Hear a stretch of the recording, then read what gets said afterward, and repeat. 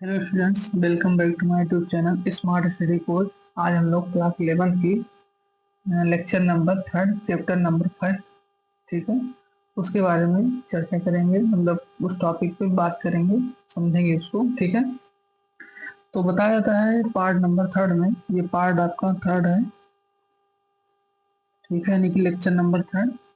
इसके बारे में हम लोग समझेंगे द्रव की कणिका के बारे में, ठीक है। देखिए, तो सबसे पहले बताया कि द्रव की कणिका के बारे में क्या चीज बताया था। तो सबसे पहले चीज हम लोग समझेंगे यहाँ पर कि जितनी अपने अगल बगल वस्तुएं हैं या फिर भौतिक वस्तुएं हैं, कौन सी हैं भौतिक, कौन सी वस्तु है भौतिक वस्तुएं, वो किसी न किसी चीज से बनी हुई है, ठीक है। भौतिक वस्तुएं जो है, ये आप सोचिए इसको। तो बताया था कि हर एक भौतिक वस्तु किसी न किसी चीज से बनी हुई है। अब जिस चीज से बनी है उसमें कोई ना कोई द्रव लगा होगा जरूर। द्रव द्रव लगा होगा या फिर ठोस लगा होगा, ठोस होगा, द्रव होगा या फिर गैस होगा, ठीक है। ये सब चीजें लगी होंगी। अब सबसे पहली चीज ये बताया कि ये द्रव की रचना किस प्रकार हुई होगी। ये सोचने वाली बात भी है कि द्रव की रचना किस प्रकार हुई होगी। और द्रव एक तरीके से सतत है या फिर असतत है, ठीक है। ये सारी चीजें बहुत सारे वैज्ञानिक हर एक समय पर अलग अलग विचार देते हुए क्या किए हैं, बताते गए हैं, ठीक है। अब सबसे पहली चीज है, इसको हम लोग अपने भारत देश में देखें तो करीब बताया जाता है कि 500 वर्ष पूर्व, 500 वर्ष पूर्व, ठीक है, 500 वर्ष पूर्व एक हमारे भारत देश में महर्षि थे जिनका क्या नाम था, कणाद, ठीक है। क्या नाम था उनका, कणाद। उन्होंने इस विचार को व्यक्त करते हुए बताया कि द्रव जो है तरीके से क्या है, सतत है। द्रव क्या है तरीके से सतत होता है। फिर उसके बाद कुछ समय और बीता, ठीक है, कुछ समय और जब बीता तो एक और सारे वैज्ञानिक भी आते रहे, ठीक है। जिनमें से बहुत सारे वैज्ञानिक, एक वैज्ञानिक और दार्शनिक थे यूनानी दार्शनिक भी थे, और क्या थे, वैज्ञानिक भी थे, जिनका नाम था डेमोक्राटिस, ठीक है, डेमोक्रिटस, ठीक है, डेमोक्रिटस उनका नाम था। उन्होंने भी इसके बारे में बताया, ठीक। फिर उसी के साथ एक और वैज्ञानिक थे और दार्शनिक थे, रोम के, कहाँ के, रोम के, ठीक है। उनका नाम था ल्यूक्रिटस, ल्यूक्रिटस, ठीक है। इन्होंने भी कुछ इसके बारे में बताया, किसके बारे में, कि पार्टिकल के बारे में, कण के बारे में, द्रव के बारे में, कि वो सतत है कि असतत है, इसके बारे में उन्होंने भी कुछ बताया। और साथ ही साथ अविभाज्य कण के बारे में भी कुछ बताया, ठीक है। इसके बारे में अविभाज्य कण, अविभाज्य कण, अविभाज्य कण मतलब कि ऐसा कण जो कभी भी विभाज्य न हो सके, उसके बारे में बताया। अब हम लोग इसको समझेंगे और आगे और डीपली समझेंगे इसको क्या चीज है। देखिए, अविभाज्य कण के बारे में भी उन्होंने बताया। और अब अविभाज्य कण क्या चीज होता है, ठीक है, यानी कि जैसे एटम, ठीक है। क्या चीज बताया उन्होंने, एटम के बारे में बताया, ठीक। और साथ साथ ये चीजें बताई, और धीरे धीरे फिर समय परिवर्तित हुआ और 17वीं शताब्दी और 18वीं शताब्दी आ गई, ठीक है। 17वीं शताब्दी और 18वीं शताब्दी भी आ गई, जिसमें उन्होंने इसको क्या बताया, ये एक तरीके का परमाणविक प्राकृतिक है, परमाणवीय प्राकृत है, ठीक है। अब ये क्या चीज बताया जा रहा है, यहाँ बताया कि जो एटम है उसको बताया कि एक तरीके से ये प्राकृतिक चीज है। एटम क्या है तरीके से, प्राकृतिक चीज है, इसके बारे में बताया गया। और ये एक तरीके से अविभाज्य कण भी है, ठीक। फिर धीरे धीरे और प्रक्रिया आगे बढ़ती गई, और 19वीं शताब्दी जैसे चालू हुई उसके पहले ही 1803 में, 19वीं शताब्दी चालू होते यानी कि 18वीं शताब्दी लगते ही 1803 में एक वैज्ञानिक है जिनका नाम था जॉन डाल्टन, ठीक है। क्या नाम था, हमने नाम जरूर सुना होगा, जॉन डाल्टन, ठीक है, जॉन डाल्टन। उन्होंने अपनी एक परमाणु परिकल्पना चालू की, क्या चालू की, परमाणु परिकल्पना चालू की, ठीक है। ये चीज बताया जाता है, ठीक। तो क्या शुरू की उन्होंने, एक परमाणु परिकल्पना शुरू की। परिकल्पना क्या, उन्होंने इसको प्रस्तुत किया इस तरीके से, क्या किया, प्रस्तुत किया। अब हम लोग यहाँ से शुरू करेंगे, डाल्टन का परमाणु सिद्धांत या परमाणु परिकल्पना क्या थी इसके बारे में समझेंगे, ठीक है।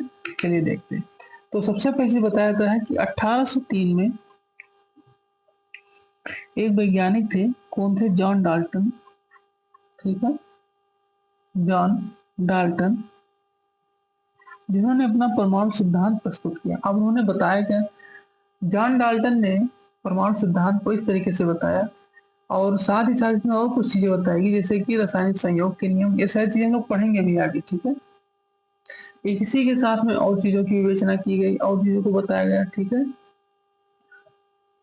हाँ, अब डाल्टन ने, ठीक है, क्या क्या सिद्धांत दिए उससे पहले, ठीक है, सिद्धांत डाल्टन ने 1803 में क्या क्या सिद्धांत दिए उससे पहले हम और कुछ सिद्धांतों को समझ लेते हैं, तभी सिद्धांत हमें ज्यादा समझ में आएगा, ठीक है, कि जॉन डाल्टन इस सिद्धांत को क्यों बताना चाह रहे थे।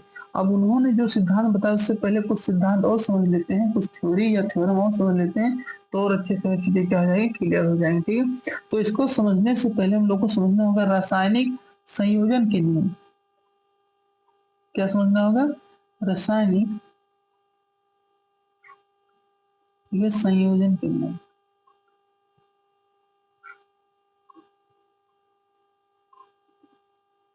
ठीक। रासायनिक संयोजन के नियम देखिए, हर एक बुक में हर एक टॉपिक अलग अलग तरीके से दी गई है, ठीक है। जैसे अभी आप एनसीईआरटी खोलेंगे तो ये नियम सबसे लास्ट में दिया जाएगा, ठीक है। उससे पहले आपको मोल पढ़ा दिया जाएगा, ठीक।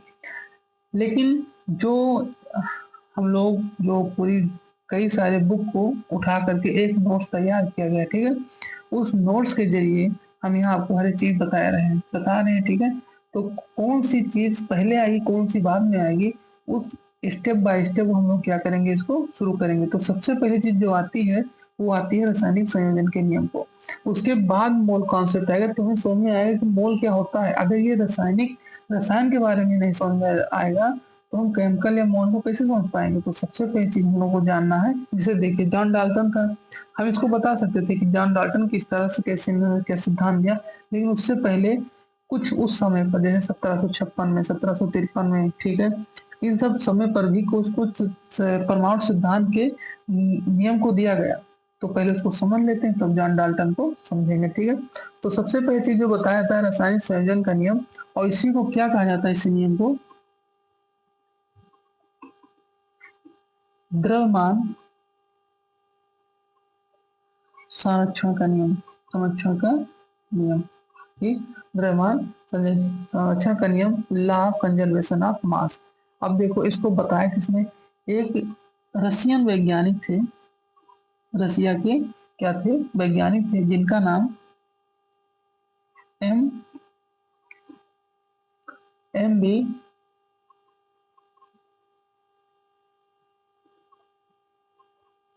लोमोनोस्वा था, ठीक है, लोमोनो लोमोनोस्वा था, ठीक है। उन्होंने कब बताया इसको, 1756 में। ये सब चीजें आप नोट कर लीजिए, बहुत ही महत्वपूर्ण यानी कि इंपॉर्टेंट है, ठीक है।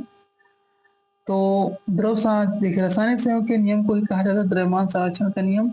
इसको बताया किसने, कि रशियन के वैज्ञानिक थे, एम बी लोमो लोमोनोस्वा, ठीक है। और कब बताया, 1756 में। अब देखिए इस नियम को उन्होंने बताया क्या, बताया इन्होंने कि रासायनिक अभिक्रिया, ठीक है, रासायनिक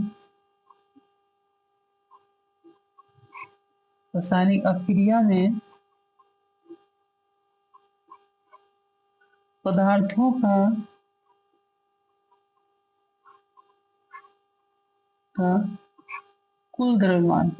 का कुल द्रव्यमान अपरिवर्तित रहता है। क्या रहता है, अपरिवर्तित रहता है, ठीक, क्या रहता है, अपरिवर्तित रहता है, ठीक है।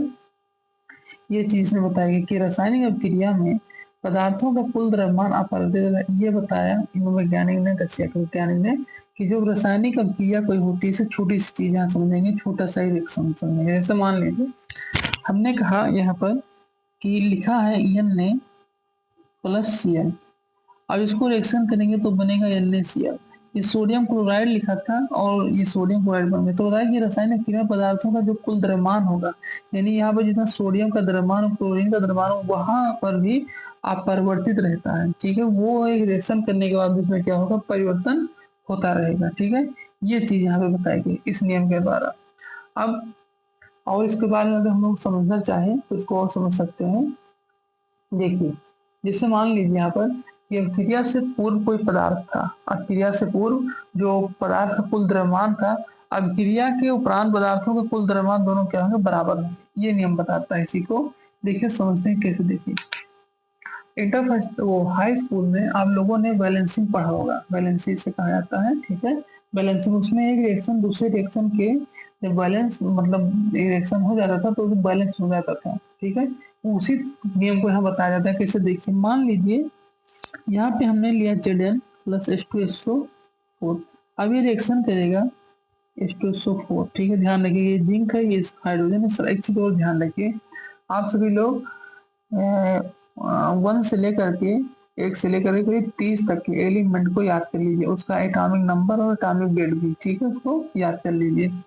तो Zn प्लस H2SO4 बताया गया है, तो ये जब रिएक्शन करेगा तो बनेगा ZnSO4 और प्लस H2। अब अगर इसको बैलेंस देखें तो जिंक का होता है 30, हाइड्रोजन का होता है यहाँ पर 2 है, और एक इसका एटॉमिक नंबर 100। फिर उसके बाद दिया गया है क्या, सल्फर यानी कि 16 दिया गया है, और साथ ही साथ ऑक्सीजन यानी कि 8 दिया गया है, यानी कि मल्टीप्लाई 4। अब इसको अगर हम लोग हल करेंगे तो कितना हो जाएगा, 30 2 32, 32 और 8 8 चौ 32, 30 और 2 32 और 32 64, 64 और 16 इसको देखेंगे। ठीक है, तो ये हो जाएगा 64 16 0 और ये 7 और 1 8। ठीक है, करीब 80 के आसपास आएगा। तो जितना इधर आएगा उतना ही क्या होगा, इधर भी आएगा। ठीक, तो उससे ये पता चलता है कि दोनों क्या है, ये इक्वेशन बैलेंस है। ठीक है, तो इसी तरीके से यहाँ बताया गया इस सेक्शन में। ठीक, अब चलिए इसी के अनुसार दूसरा हम लोग क्या करते हैं, दूसरे नियम को पढ़ते हैं, जो कि क्या है, स्थिर अनुपात का नियम। स्थिर अनुपात का नियम ये बताया जाता है। ठीक है, क्या बताया जाता है, स्थिर अनुपात का नियम। ठीक है, अब देखिए इस नियम में क्या चीज होती है। ठीक है, और ये कहाँ के वैज्ञानिक थे जिन्होंने इसको दिया। ठीक, अब देखिए स्थिर अनुपात के नियम को फ्रेंच के वैज्ञानिक ने दिया। कहाँ के वैज्ञानिक ने, फ्रेंच के वैज्ञानिक ने। ठीक है, फ्रेंच के वैज्ञानिक ने दिया और उनका नाम क्या था, जे उनका नाम था JL प्राउस्ट। प्रोस्ट या फिर प्राउस्ट। ठीक है, क्या नाम था उनका, JL प्राउस्ट। ठीक है, और कब दिया उन्होंने, 1797 में। अभी देखिए हम लोग अभी वो पहले नियम को, रासायनिक संयोग का नियम जब हम लोग पढ़े हैं तो रसायन द्रव्यमान संरक्षण नियम पे थे, तब 1756 में दिया गया। अब ये दिया गया 1797 में। इसी तरीके से धीरे धीरे हम लोग वहां पहुंचेंगे जब डाल्टन ने परमाणु सिद्धांत क्या दिया दिया था 1803 में। तब ये सब चीजें समझ में आएंगी, नहीं तो वो भी जल्दी पढ़ाए तो समझ में नहीं आती। तो फ्रेंच के वैज्ञानिक थे JL प्रूस्ट ने, जो इन्होंने कब दिया, 1797 में ये नियम दिया। इसके अनुसार नियम दिया स्थिर अनुपात का नियम। ठीक है, अब देखिए नियम क्या बताता है कि एक यौगिक, ठीक, एक यौगिक में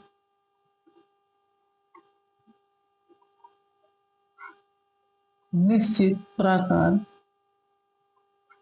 क्या, निश्चित प्रकार के तल, निश्चित प्रकार के तल एक निश्चित भार अनुपात भार अनुपात में संयुक्त रहते हैं, में संयुक्त रहते हैं। ठीक है। ये नियम बताया कि एक यौगिक में निश्चित प्रकार के तल एक निश्चित भार अनुपात में क्या होते हैं, संयुक्त रहते हैं। ठीक है। अब इसको अगर हम लोग देख रहे हैं तो कैसे होगा देखिए, जैसे मान लीजिए कार्बन डाइऑक्साइड, क्या, कार्बन डाइऑक्साइड यानी कि CO2, इसको क्या कहा जाता है, कार्बन डाइऑक्साइड। अगर इसमें देखा जाए तो ऑक्सीजन जो है, यहाँ पर ऑक्सीजन 3:8 के रेशियो में भार अनुपात के में संयुक्त रहते हैं। किस रेशियो में, 3:8 के से 8 में से देखिए कार्बन का कितना होता है एटॉमिक नंबर, 6 होता है, और ऑक्सीजन का 8 होता है, तो 8 ये होता है ऑक्सीजन का 8, और वो देखेंगे टारगेट तो 16 होगा। ठीक है। तो ये 8 होगा, तो 8 दूनी 16, ये हो जाएगा 16। अब अगर इस तरीके से वो देखें हम लोग काटेंगे तो 2 3 जा 6, मतलब 2 3 6 और 2 8 16, तो देखिए 3:8 के रेशियो में आ गया। यानी ये बता रहा है कि एक यौगिक निश्चित प्रकार में, मतलब एक यौगिक में निश्चित प्रकार के तल एक निश्चित भार अनुपात में संयुक्त रहते हैं। ठीक है। ये चीज में बताया जा रहा है। अब आगे हम लोग फिर समझेंगे दूसरे नियम को। ठीक है। ये होगा स्थिर अनुपात का नियम। अब दूसरे अनुपात का मतलब दूसरा जो नियम है वो है गुणित अनुपात का नियम। क्या है, गुणित अनुपात का नियम।